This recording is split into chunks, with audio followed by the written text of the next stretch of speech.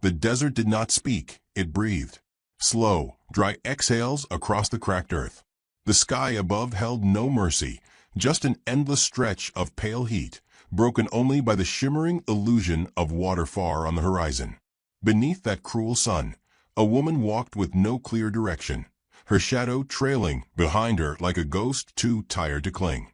Angelina May's dress, once pale blue and ribboned at the sleeves, now hung in tatters. The hem, soaked in dust and blood, flapped against her calves with every dragging step.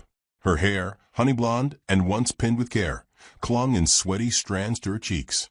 Her arms wrapped tightly around a small cloth bundle, swaddled gently, as if it might still breathe. She had wrapped the child herself. No one else would touch her. Her boots were long gone, taken by the old man before he turned her out. "You won't need 'em in hell," he muttered, tossing a cracked canteen at her feet like a bone to a stray dog. "Walk until you're forgiven." Angelina didn't cry. Not when they laid her baby in the ground without a word. Not when the door slammed shut behind her. Grief had hardened into something beyond tears, an ache that pulsed in her ribs, deeper than marrow. She couldn't even remember how far she'd come now. The days blurred into one long hallucination of sky and sand. Each time she closed her eyes, she saw the child's face. Hope, she had named her. Pale as milk, too still. A feather that never took flight. The midwife had refused to enter the room. Said it was a curse, that Angelina must have angered God. Her mother-in-law whispered prayers under her breath and wouldn't meet Angelina's eyes. The preacher stood in the doorway, but did not step inside. The silence was heavier than mourning. It was condemnation. They buried the baby behind the shed near the dry well. No headstone, no hymns. Angelina tried to sing one herself, but her voice cracked like old wood. And when she'd lain down beside the grave, forehead pressed to the soil, she heard nothing, not even her own heartbeat. The wind picked up now, whistling through the arroyos like the wailing of women left behind. Angelina stumbled, knees hitting rock. She clutched the bundle tighter. Her lips had split from thirst. The canteen was empty. Her hands shook as she tried to sit, but the desert was wide and unkind, and the sun no longer warmed. It seared.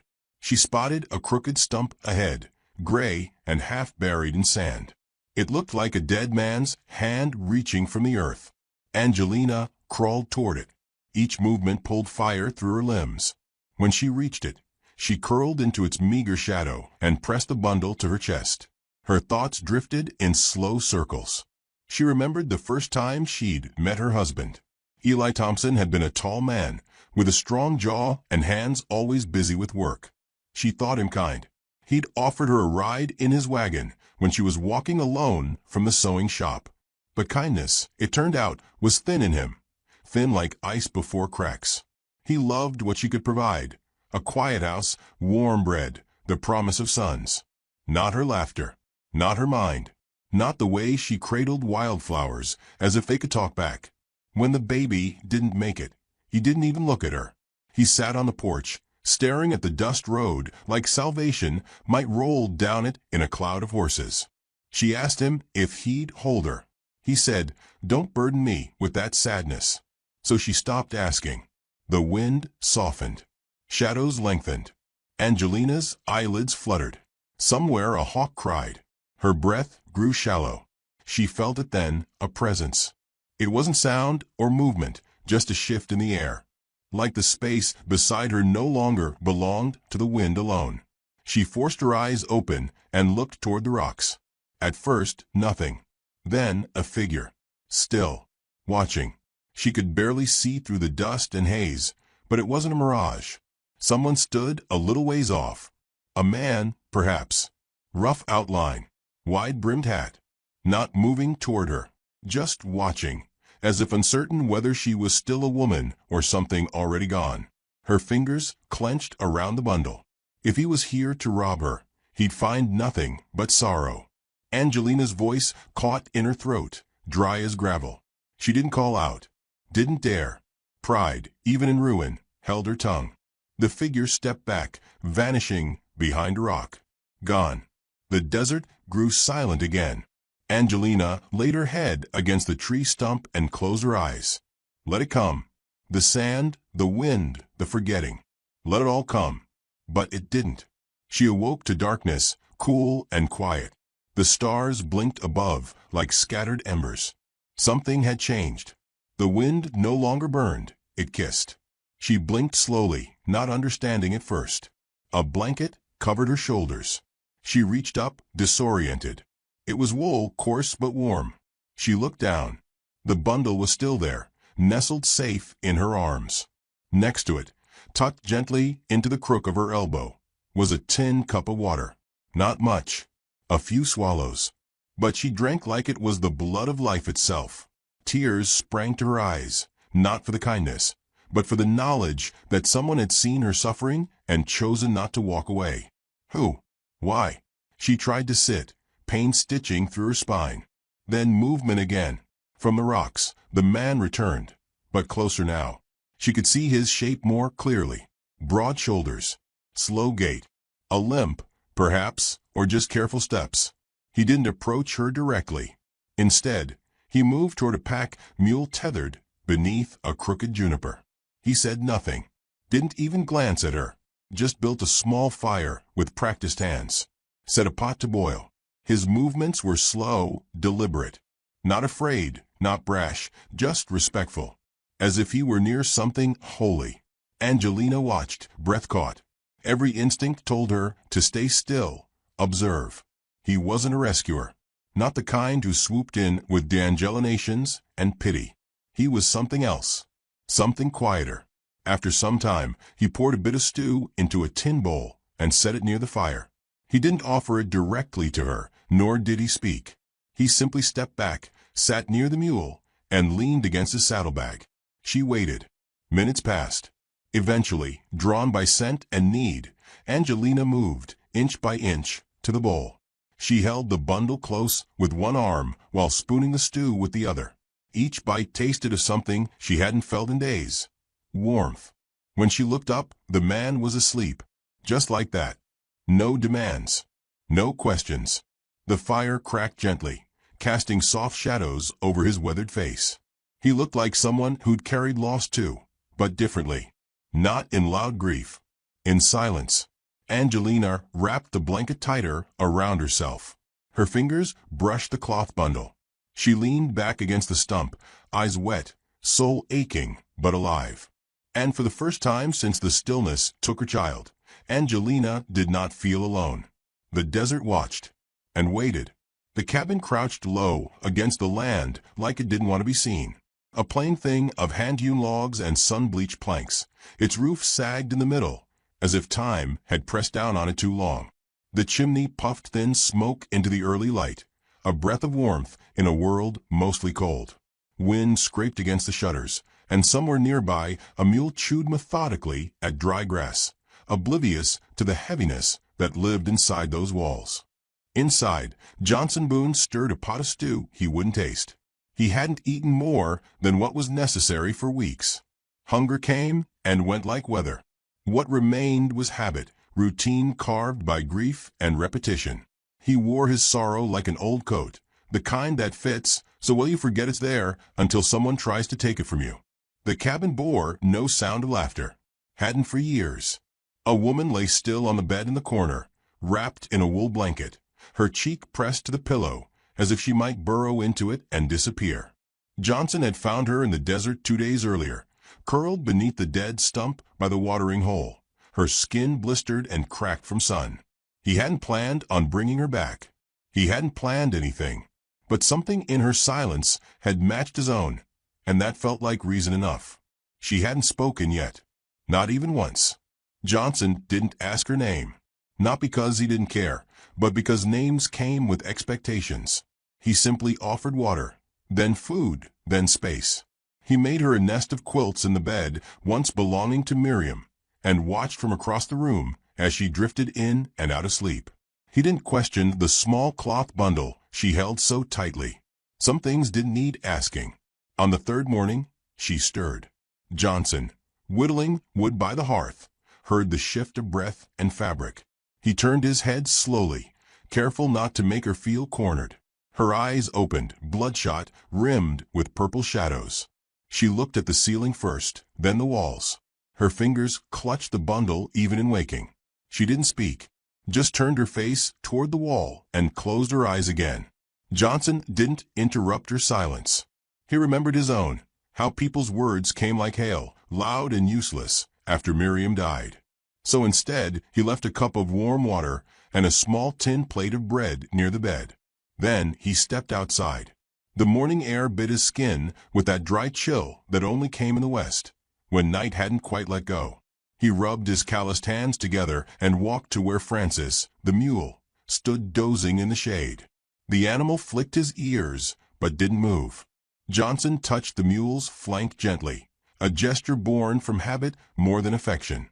Francis had been Tommy's pet once. The boy used to feed him corn husks from the back porch. Now the mule ate alone, like the rest of them. Johnson returned inside to find the water drunk and the bread gone.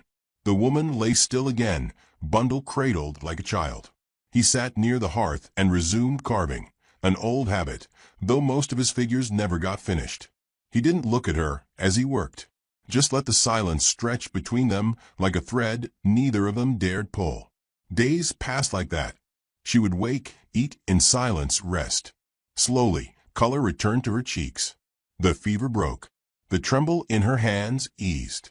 And still, she said nothing. Johnson noticed things instead. How she folded her blanket with deliberate care. How she moved through the cabin like someone who didn't want to take up space.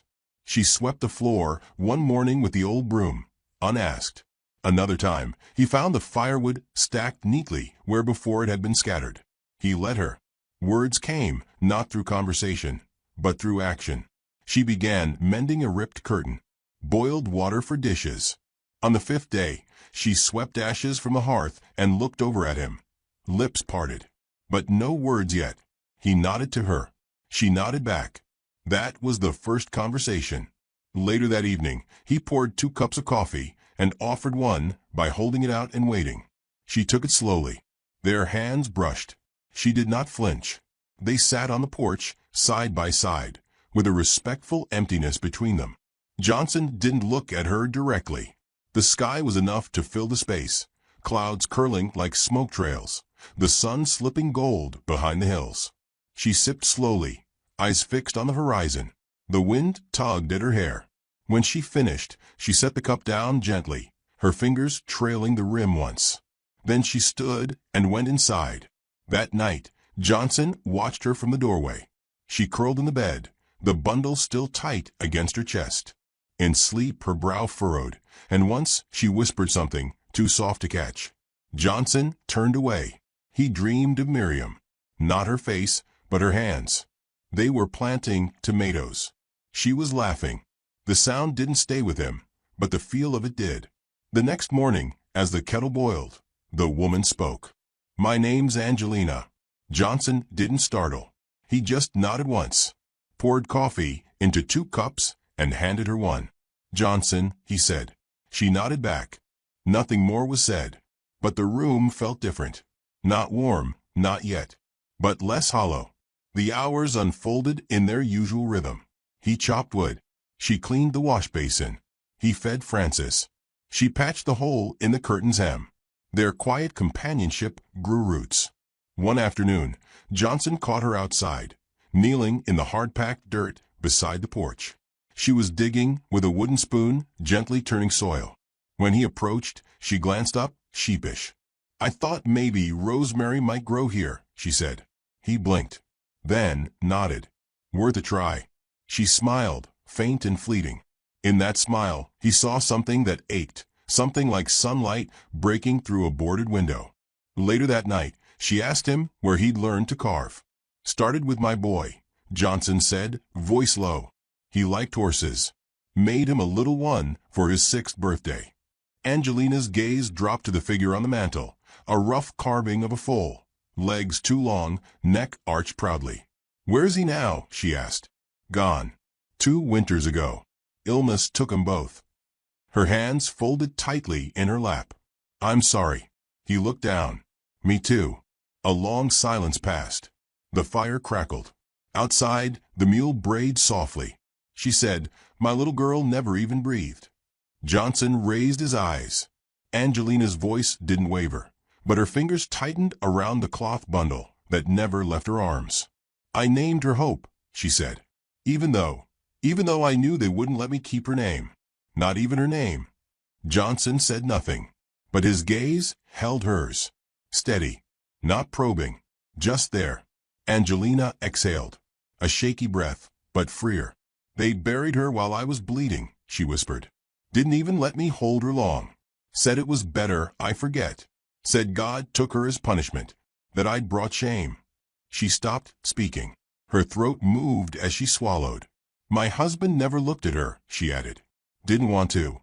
Johnson rose, walked to the hearth, and returned with something in his hand. A small wooden box, carved and sanded smooth. He opened it carefully, revealing a bundle of dried wildflowers and a pale ribbon. "Miriam's," he said softly. "She kept these from our boy's christening." Angelina touched the edge of the box, reverent. "Would you like to keep it?" he asked. She hesitated, then nodded once. Johnson closed the box and placed it gently beside her. The firelight painted gold across their faces. Outside, night settled slow and heavy. Neither of them said thank you. The moment didn't ask for it. Later that week, Angelina began hanging herbs in the window. Thyme, sage, dried lavender. The scent filled the cabin, mixing with old wood and smoke. Johnson repaired the loose board on the porch. She planted rosemary in the patch of soil he cleared. Still, they didn't speak often, but when they did, it came gently, like spring rain after a long drought. One night, a storm rolled through, thunder low and steady. Angelina stirred, rising from bed with a bundle in her arms. She stood at the window, watching the sky. Johnson lit a lamp and stood beside her. She didn't flinch when his hand touched her shoulder. "They said I was cursed," she whispered. "But you gave me a blanket." He didn't respond. Just let the silence hold her words. "I was ready to die," she said. "And then someone made soup and let me sleep." Johnson turned to her then, not with pity, but recognition. "I didn't know what else to do," he said. "But I knew not to leave you out there." She nodded. Outside, lightning danced on the ridgeline. Inside, something lighter than grief, but heavier than hope, filled the space between them. When she returned to bed, she laid the bundle beside her, but this time, her hands rested freely at her sides. And for the first night, Angelina slept without weeping. Johnson sat by the hearth, carving a new figure. Not a horse, not a mule, a cradle. Small, rough in shape, but cradling nothing yet. The storm passed by dawn, and with it, something else. The stillness in the cabin no longer felt like absence. It felt like waiting for something not yet spoken, but nearing. The sun rose with a hush of a breath held long, spilling warm light through the cabin's crooked slats. Inside, the stillness had changed shape. Not the old, hollow silence of grief that clung to every timber like dust, but something softer. The quiet of things beginning, not yet blooming, but stirred. Angelina sat near the window, her hands in her lap, a basket of dried herbs beside her. She was plucking lavender heads with a kind of gentle precision that only came from loss. People who had known absence treated beauty like something that could vanish without warning. She set each purple tuft aside carefully, as if placing memory in a drawer. Johnson moved with slow purpose across the cabin, oiling the hinge on the old door. He'd lived in that house nearly 15 years and never thought to fix that particular creak until now. Not until Angelina had begun opening it each morning, stepping outside with bare feet and soft resolve, as if reclaiming pieces of herself from the soil. Their words came now in soft exchanges, but never too many. They weren't ready for that kind of talk yet. Instead, they filled the space with presence. "You always keep lavender in your tea?" Johnson asked as he tested the hinge again. Angelina looked up from the bundle. "I didn't used to." She paused, plucked another bloom. "My mother did. When I was little. I forgot until I smelled it again." Johnson nodded. "Smells like peace." Angelina smiled faintly. Peace with a little ache behind it. He liked how she spoke, plain, but not simple. like someone who'd peeled back enough layers of herself to find what mattered and discarded the rest. Angelina had stopped holding the cloth bundle at night. It now sat folded in her chest at the foot of the bed, wrapped with a ribbon Johnson had offered for Miriam's sewing tin. Angelina hadn't unwrapped it, hadn't dared to look inside. Not yet. But the act of setting it down had changed something in her gait. She no longer walked like someone guarding a wound. She walked like someone preparing to heal. One afternoon, Johnson found her in the corner near the hearth, washing the floor with a cloth and a bowl of warm water. "You don't have to do all that," he said gently. "I know," she replied, wringing out the cloth. "But I want to." He watched her a moment, unsure why the sight struck him so deeply. "That floor never looked cleaner when I was doing it," he said with a dry smile. She returned the smile, brief but genuine. The garden Angelina had started was sprouting, tiny shoots of green in a world still colored by loss. Rosemary and sage had pushed up from the stubborn soil. Johnson caught her one morning just standing over it, hands on her hips, lips parted like she might speak to the plants. He stepped beside her. "You're good with stubborn things. Maybe because I'm one of them." A soft laugh between them. Then silence again, the comfortable kind. But not everything outside the cabin had softened. One evening, while trading at the general store in the nearby town, Johnson returned with a furrow in his brow. He unloaded the supplies quietly, glancing toward Angelina once, then again, before finally speaking. "Ran into the preacher," he said, voice low. Angelina stiffened slightly, her hand stilling on the flour sack she was sorting. "He asked if you were still here. Said some folks been talking." She didn't ask what they'd been saying. She already knew. "I told him it's none of their business," Johnson added. "That it ain't for them to judge who's welcome in my home." Angelina looked down at the sack again, smoothing it with her palm. "You didn't have to do that." "Yes," Johnson said softly. "I did." She turned her head then, eyes finding his. They didn't shine with fear or shame, but something quieter. Gratitude with a thread of sorrow. It was not just that he had stood up for her. It was that someone had. "I don't want to cause trouble for you," she said. "You didn't," he replied. "They bring their own trouble." Later, by firelight, Angelina sat beside him, her fingers working at a piece of cloth she'd started turning into a curtain. The shadows danced across their faces.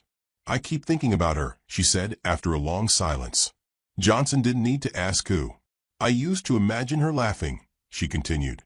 "Before she was born, I thought maybe she'd have my eyes, or my mother's voice."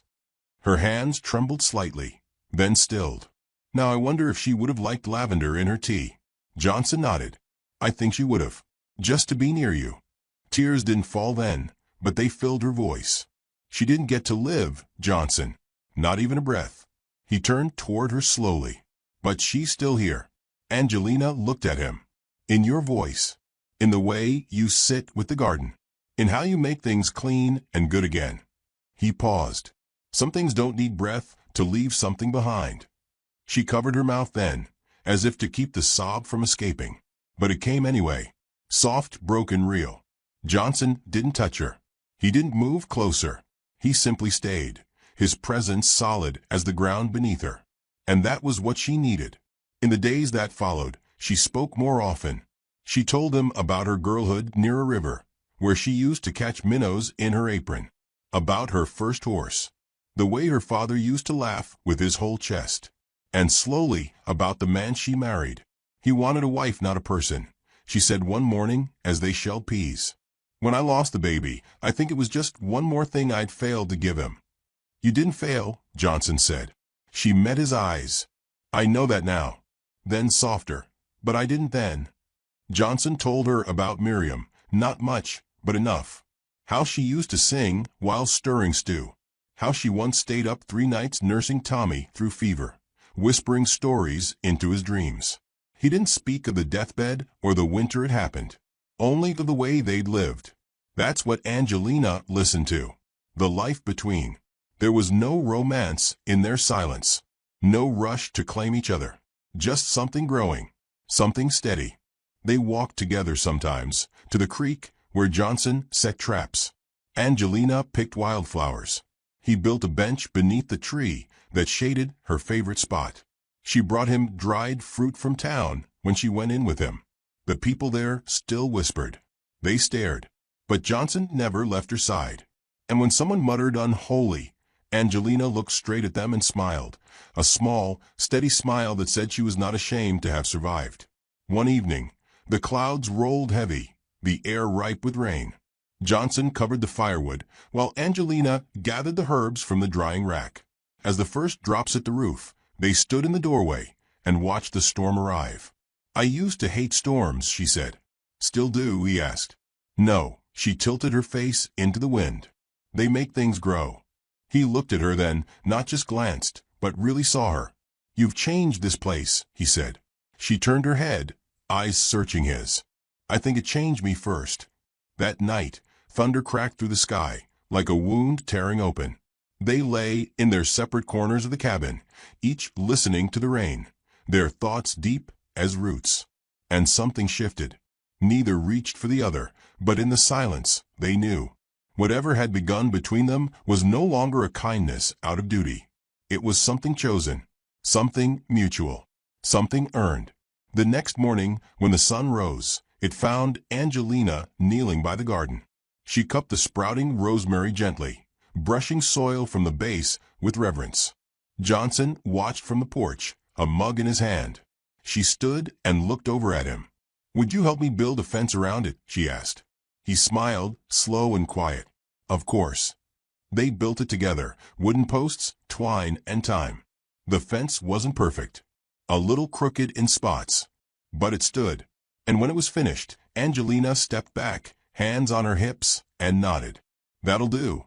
Johnson wiped sweat from his brow. "Looks like a garden that plans to stay." She looked at him, her gaze clear. "I think I do too." Inside the cabin, the cloth bundle still sat folded with care. But it no longer held all her sorrow. That weight had spread now, into the herbs drying above the hearth, into the fence enclosing new life, into the hush between her and the man who never asked for her past, but built space for her future. And in that space, Angelina began to grow. Dust settled on the horizon like old regret. The road ran straight and hard across the plains, a spine of dry earth and hoofprints. Midday heat shimmered in waves, distorting shapes and turning even the kind into mirages. But Johnson Boone, sharpening a scythe outside the cabin, didn't mistake what he saw.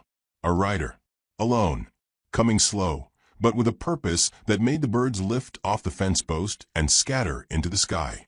Inside, Angelina was kneading bread, sleeves rolled up, cheeks pink from sun and warmth. She hummed a low tune, nothing distinct, just the sort of sound that keeps silence from settling too heavy in a space. The cabin, though still weathered, no longer looked forlorn. Curtains swayed at the windows. Fresh rosemary hung above the hearth. The floor shone from her constant tending. But Johnson had learned that peace had a fragile echo. One step, one word, and it could splinter. He didn't call out to her. He wiped the blade clean, leaned it against the wall, and stepped forward, eyes narrowed beneath the brim of his hat. The rider came into view with clarity then, a man thick at the shoulders, clothes clean but dust-worn, face tight with the certainty of judgment. Johnson didn't need the man's name to feel the weight of him. It was Angelina's father-in-law, the same man who'd thrown her to the desert, like she was a burden the Lord himself had refused to carry. The rider dismounted with the slow drama of someone who believed the land owed him deference. He didn't smile, didn't offer greeting, just tipped his hat in a gesture empty of kindness and filled with habit. Johnson stood tall. "You've come a long way." The man's gaze swept over the porch, the curtains, the blooming garden fenced in by hand. Then to the door, open enough for the scent of bread to waft out. "She's here," he said, as if that was offense enough. Johnson didn't confirm. He didn't need to. Silence between men who stood their ground said more than any admission. She was spoken for, the man said, voice even. "Wife to my son." She left without release. "She was cast out," Johnson replied, quiet steel in his tone. The man's eyes darkened. "That ain't for you to decide. I didn't decide anything, Johnson said. I found her half dead beneath the sky. What came after she chose. The man took a step closer, squinting. You been lying with her? Johnson didn't answer. He didn't flinch. The truth was between them like a drawn gun. Angelina appeared then, silent as shadow, hands still dusted with flour. Her hair was pulled back, face unreadable. She didn't look at Johnson. She looked only at the man who once called her family. Go home, she said, voice steady. Her father-in-law turned to her, mouth tightening. You still carrying that child around like a martyr? She said nothing. He snorted. You know what people say. That you cursed the house. That's why you got cast out. Angelina didn't blink. I didn't curse it. You did. You buried her without her name. He scoffed. I buried shame. That's what I buried. The word struck like fists, but Angelina didn't flinch. She stepped forward, into the sunlight, her hands loose at her sides. You buried my child, she said, voice like a blade. And then you tried to bury me. The man's mouth opened, but Johnson stepped in, his body a wall between them now. She's not yours to shame anymore, he said. She's still married in the eyes of the Lord. She's free in the eyes of anyone who's looked at her and seen the truth. The man hesitated, eyes flicking between them. Not fear, not yet. But calculation. I'll speak with the preacher, he said finally. She'll answer for what she's done. She already has, Angelina said. You just weren't there to see it. He mounted his horse, with more rust than grace. His last words came over his shoulder like grit in the wind. You think that cabin'll protect you when tongues start wagging? Johnson didn't answer. They watched him ride away until the road swallowed him. Inside, the air was thick. Johnson stood by the hearth, not looking at her. Angelina leaned against the table, arms crossed, the tremble in her fingers betraying the calm in her face. I didn't want you to see him, she said. I needed to, he replied. I was going to leave, she murmured, before he could come. Johnson looked at her then. Why? She shook her head. I don't want your life to get smaller because of me. I don't want whispers to ruin what's growing here. Johnson crossed the room in 3 quiet steps and placed his hands on the edge of the table, close enough to feel her breath. Let them whisper, he said. I've lived a long time with silence. I can live with noise too, if it means you stay. Her eyes filled, not with tears, but with the strain of being believed. Outside, wind swept over the garden fence, rustling the herbs like a hymn. But the town wasn't silent. By the week's end, the general store had raised prices on Johnson. The butcher wouldn't sell to Angelina. The blacksmith who once tipped his hat now looked through her as if she were smoke. Angelina bore it with grace. Johnson with quiet fury. In the evenings, she swept the porch while he sat beside the fire carving a new cradle, his hands working slow and sure. It was not a gift, not a plan, just a shape that felt like hope made real.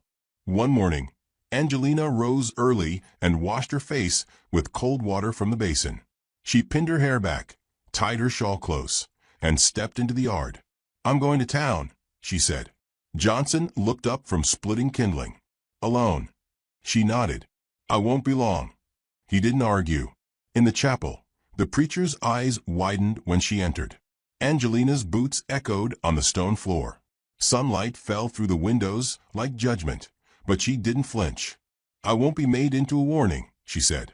The preacher opened his mouth. I know what they say, that I lost my baby because of sin, that I live with a man outside vows, that I broke something holy. He said her name, low, but she held up a hand. I buried a child with no prayer, was cast out by kin, survived alone in the dirt. And I rose. Her voice didn't rise. It didn't need to. If you want to tell folks I'm cursed, do it. But let them also say this, I didn't die. I didn't curse them back. I just planted something. The preacher didn't reply. She turned, walked back into the morning. At home, she found Johnson fixing the porch rail. She stepped up beside him and held out a bundle of rosemary. For the window, she said. That evening, someone knocked at the door. A woman stood there, widowed, plain-faced, kind-eyed. In her hands, a basket of seeds. Figured maybe you'd have more room for growing, she said. Behind her, the blacksmith lingered. "I heard you needed help with that cradle wood," he offered. Angelina blinked, then stepped aside. "Come in." By the time night settled over the land, the cabin had more voices inside than it had heard in years. Later, when it was quiet again, Johnson stepped onto the porch and found Angelina watching the stars. She didn't turn when he approached, but she leaned ever so slightly into his shoulder when he stood beside her. "You scared me," he said softly. "I needed to face it," she replied, "so it wouldn't follow me anymore." They stood like that a long time, saying nothing. And, in the hush, the desert held its breath. Something had shifted, not just in the world beyond, but in them. It was not over, but it had begun. Smoke thickened the dawn before the rooster crowed. At first, Johnson thought it was fog, something rare and uninvited. But the air tasted wrong, like ash and pine sap. He stepped onto the porch barefoot, the wood warm beneath him, and scanned the horizon with narrowing eyes. The barn was burning. The flames licked the roof like hungry mouths, curling upward in orange ribbons that snapped and hissed. Firelight pulsed through the gaps between boards, shadows flickering wild across the field. The mule screamed, a sharp, panic cry that split the morning hush in two. Johnson ran. Angelina was already out the door behind him, boots unlaced, her shawl trailing like a flag in retreat. Her face was pale, eyes wide, but not frozen. She moved fast, grabbing the water bucket and sprinting to the well. Johnson threw open the barn door with a crash that sent sparks spiraling. Heat shoved into his face like a fist. "Francis," he called. The mule kicked and bucked, trapped by his own tether. Smoke clouded everything. The air inside was thick, heavy, angry. Johnson lunged forward, coughing, eyes stinging. He yanked the knot free and slapped the mule's flank hard.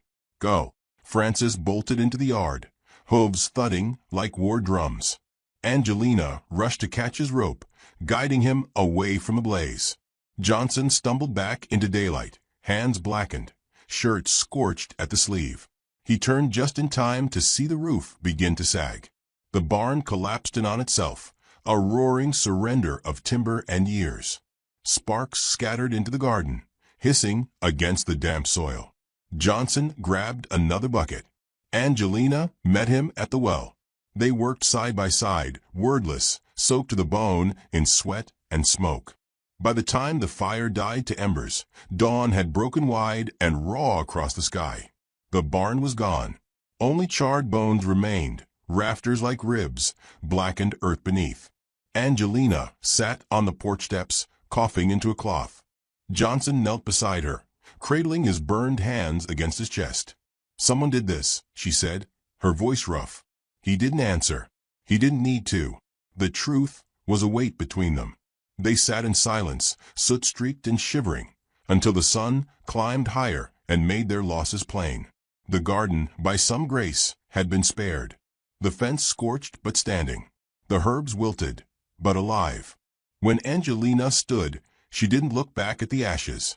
She walked into the cabin, fetched a fresh basin of water, and began cleaning Johnson's hands. He flinched when the cloth touched his palm. "Sorry," she whispered. "It's all right. You should rest. Later." She paused, then asked, "You think it was him?" Johnson didn't answer right away. He couldn't handle being ignored, he said finally, or forgiven. The townsfolk had grown quiet again, not with shame, but avoidance. Kindness had bloomed in brief gestures after Angelina's return from the chapel. But now, fear crept in with the smell of smoke. Still, Angelina didn't hide. That same afternoon, she walked into town, hands still stained with soot, hair pulled back tight. People watched her. She didn't stop. At the sheriff's office, she laid her palms on the desk and said, "I want it known that someone burned our barn." The sheriff, a worn man with eyes too tired for suspicion, nodded slowly. "You think it was your husband's kin?" Angelina didn't correct him. That word, husband, was already ash. "I think it was someone who thought I'd keep quiet," she said. The sheriff promised to look into it. Angelina didn't expect he'd try.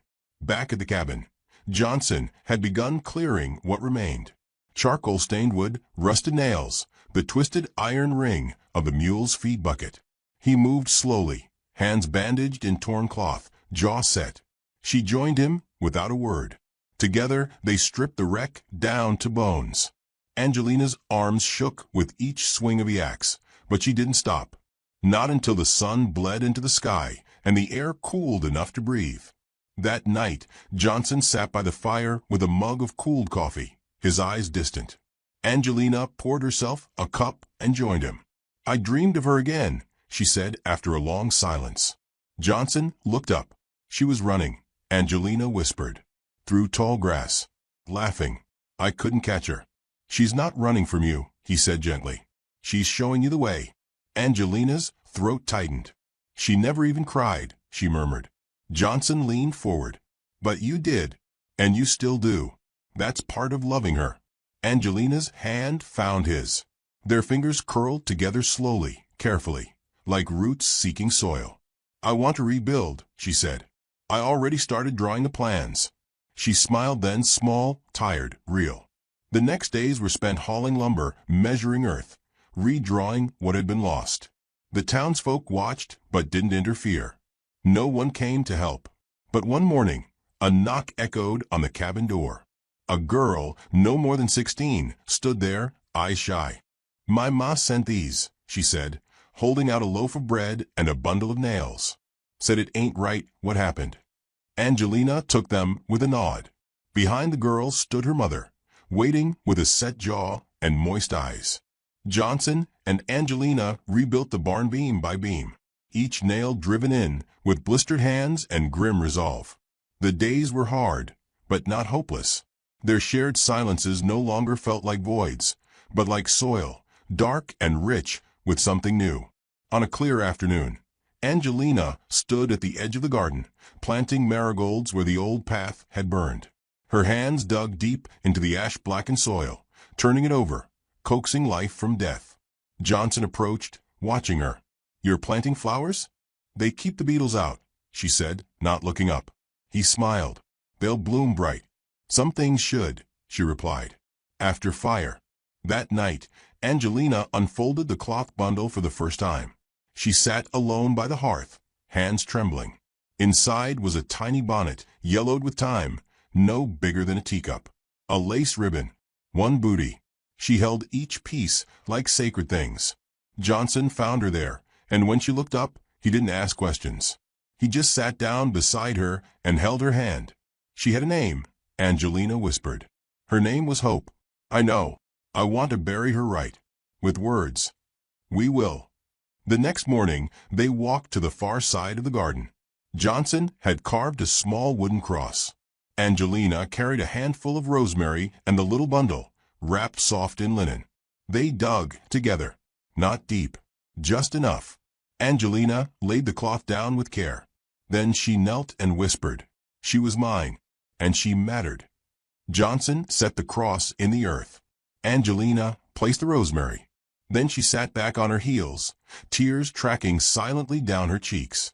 Johnson didn't speak, but when she stood, she looked lighter. Not healed, but not broken. They walked back to the cabin, hand in hand, the sky bright above them.